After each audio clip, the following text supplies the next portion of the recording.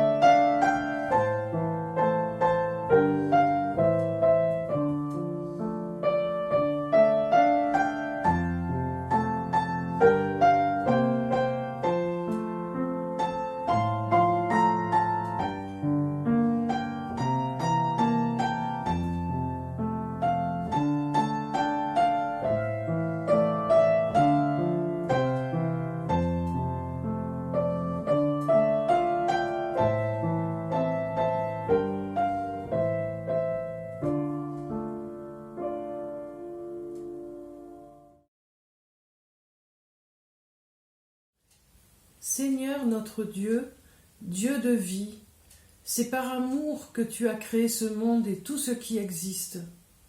C'est par amour que tu nous adresses ta parole, parole féconde, pour tisser des liens entre toi et nous, et aussi les uns avec les autres.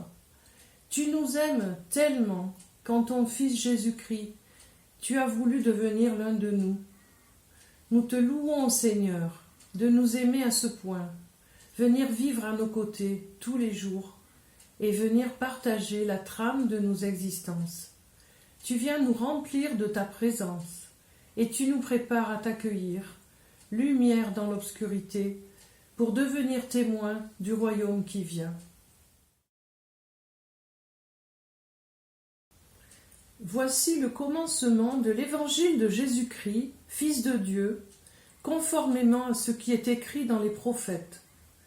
Voici, j'envoie mon messager devant toi pour te préparer le chemin. C'est la voix de celui qui crie dans le désert. Préparez le chemin du Seigneur, rendez ses sentiers droits.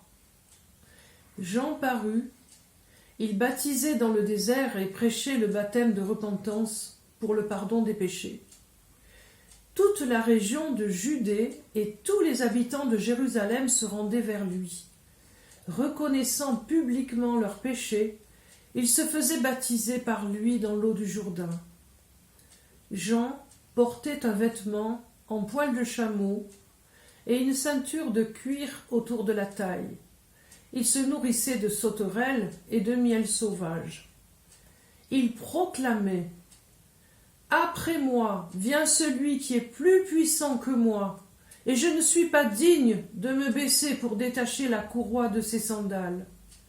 Moi je vous ai baptisé d'eau, lui, il vous baptisera du Saint-Esprit. »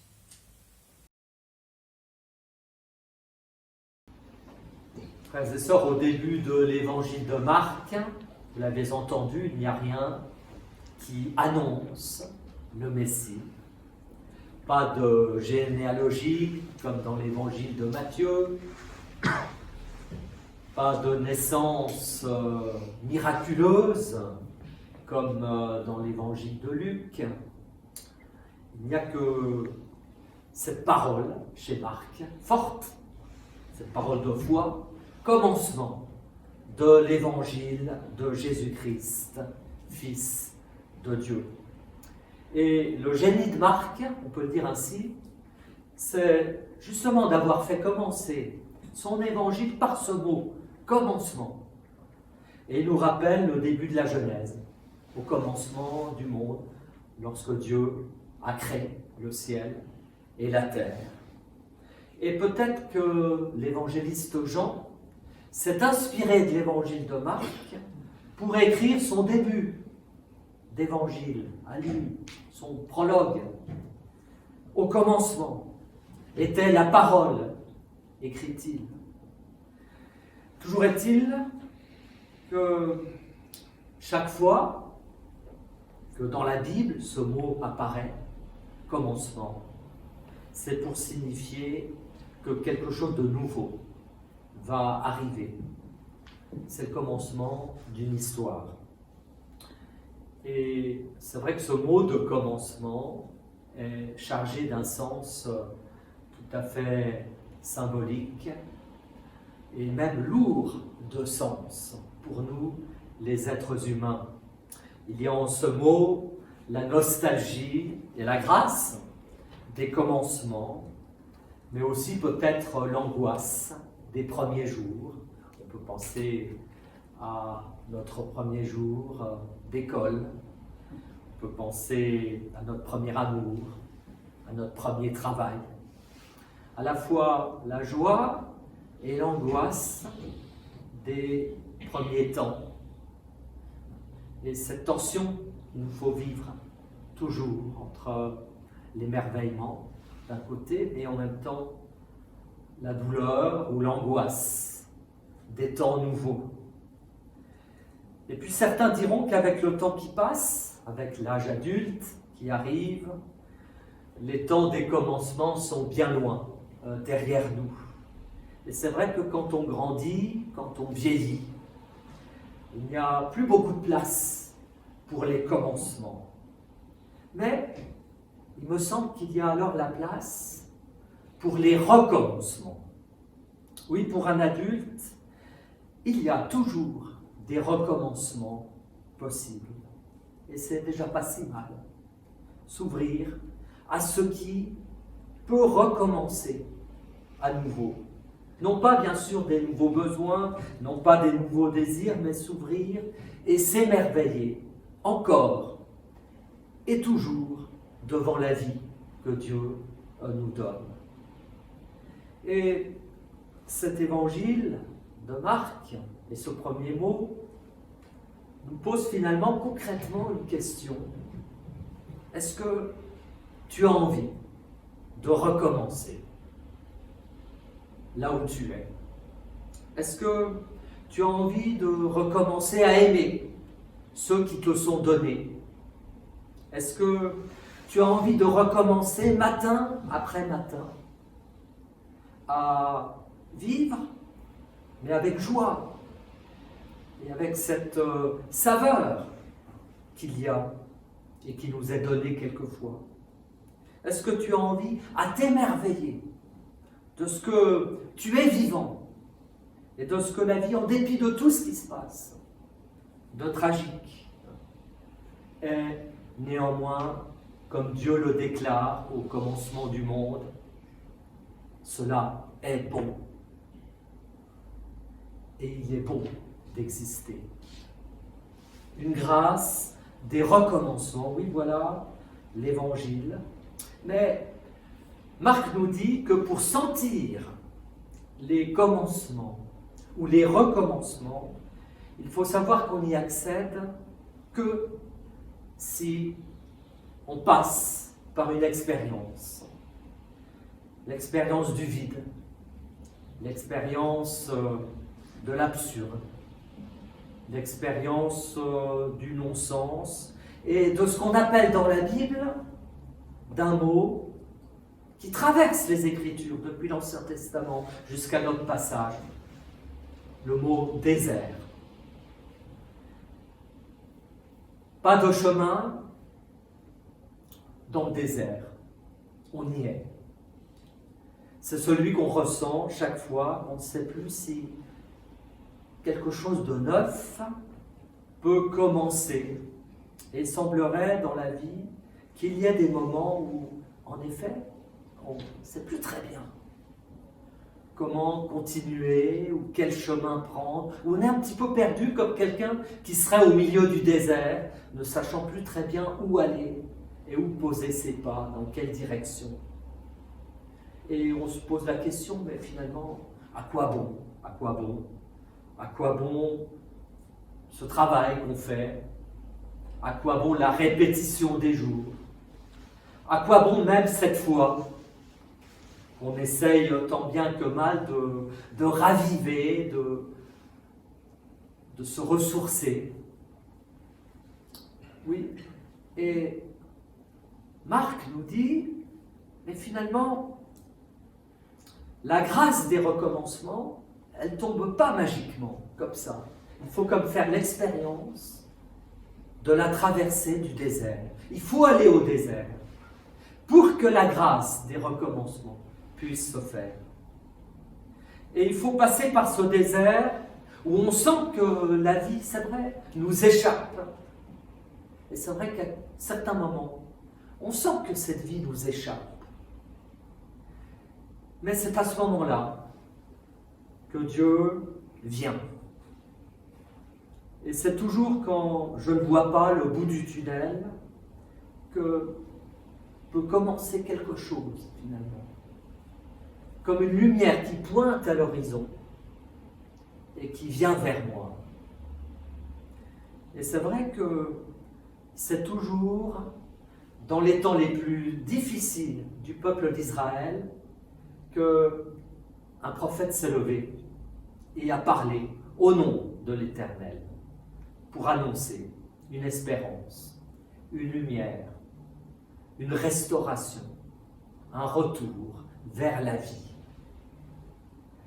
Et c'est quand nous n'attendons pas grand-chose de la vie, des autres et de soi, alors qu'on est peut-être mûr pour les recommencements. Et c'est quand notre vie nous apparaît, vous savez, tellement étriquée que on est recroquevillé sur soi.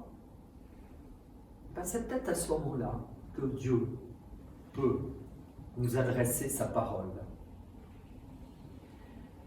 Et à ce moment-là, en tout cas, qu'une espérance peut poindre. Et c'est ce qui se passe pour la parole prophétique. Elle surgit toujours et presque seulement dans le désert de nos vies ou de l'histoire de notre monde. Cela soit l'histoire d'Israël pour l'Ancien Testament ou notre histoire encore pour nous tous.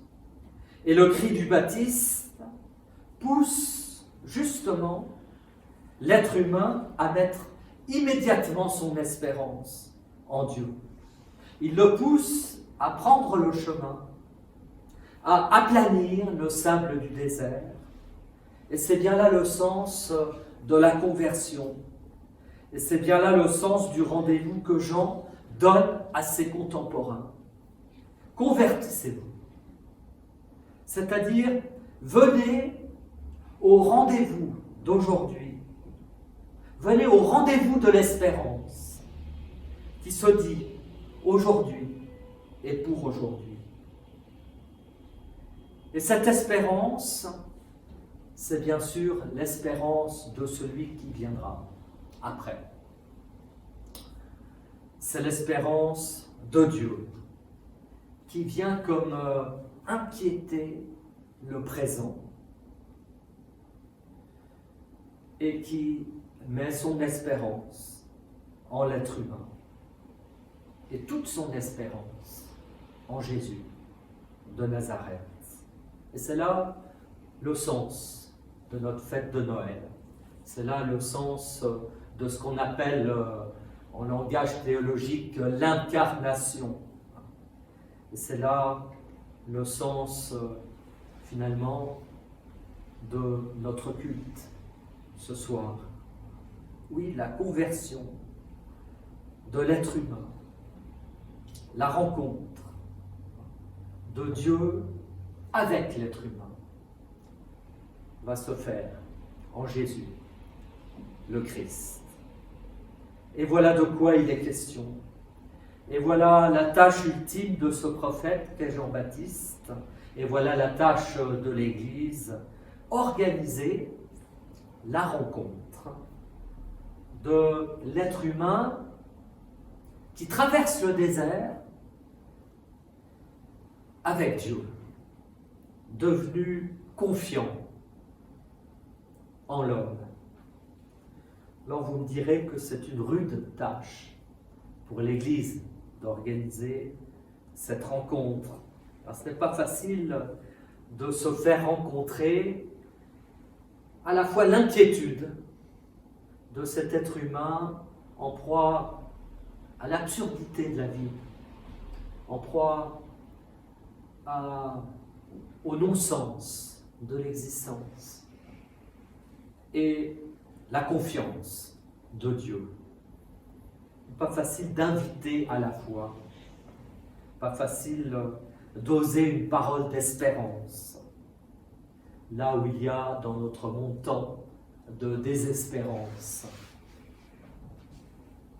Et pourtant, eh bien, c'est bien ce à quoi nous invite déjà Jean le Baptiste. Il crie dans le désert, il parle. Et je ne sais pas si vous l'avez remarqué, mais le désert se remplit. Marc nous dit que le désert se remplit par la foule qui vient vers le Baptiste. Il annonce le pardon et la foule confesse ses péchés. Il baptise et la foule vient se faire baptiser. On pourrait dire qu'elle réussit. Cela, d'ailleurs, ne marchera pas toujours aussi bien pour Jésus. Lui sera cloué sur la croix. Mais en ce temps de l'Avent, eh bien, préparons-nous à Noël. Et au lieu de désespérer, eh bien, soyons une église qui crie comme le Baptiste dans le désert. Non pas, bien sûr, dans le sens où elle serait désertique ou désertée, mais vous savez, dans le sens où, au désert, la voix elle porte loin, très loin. Et tout le monde peut l'entendre, même ceux qui sont les plus éloignés de celui qui parle. Oui, en ce temps d'avant, soyons ces cantonniers, ces terrassiers, les ouvriers du désert. Amen.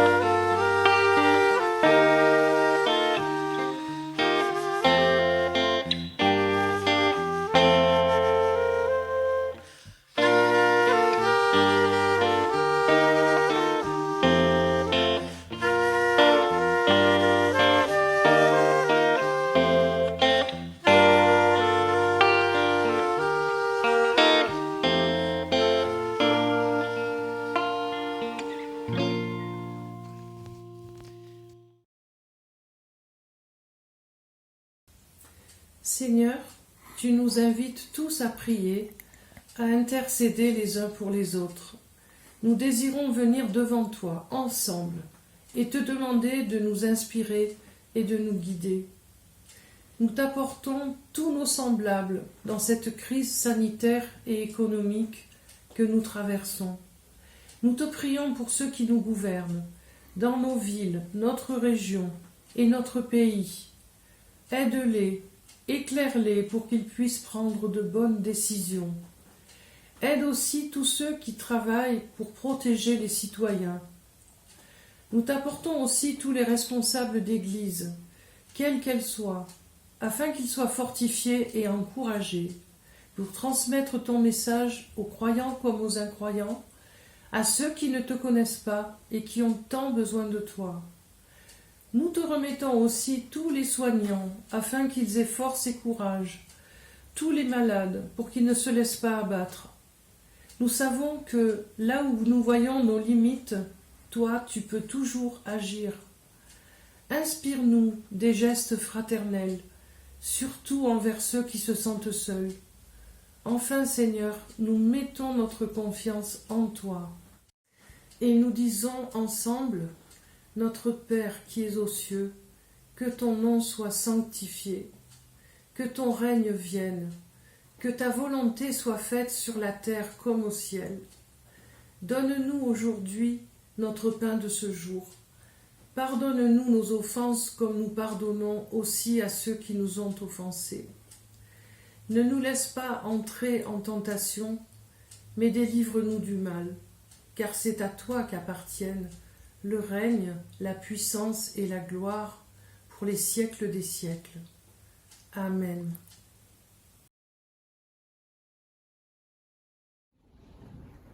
Frères et sœurs, la promesse a été rappelée.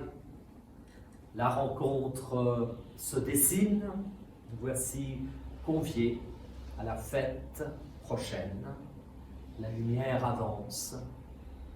La lumière se ferait un chemin parmi l'obscurité et les ombres de la terre. Elle s'avance et il s'avance, celui qui est le roi des rois. La grâce de notre Seigneur Jésus-Christ, l'amour de Dieu le Père et la communion du Saint-Esprit soient avec nous tous, dès maintenant et à jamais. Amen. 1.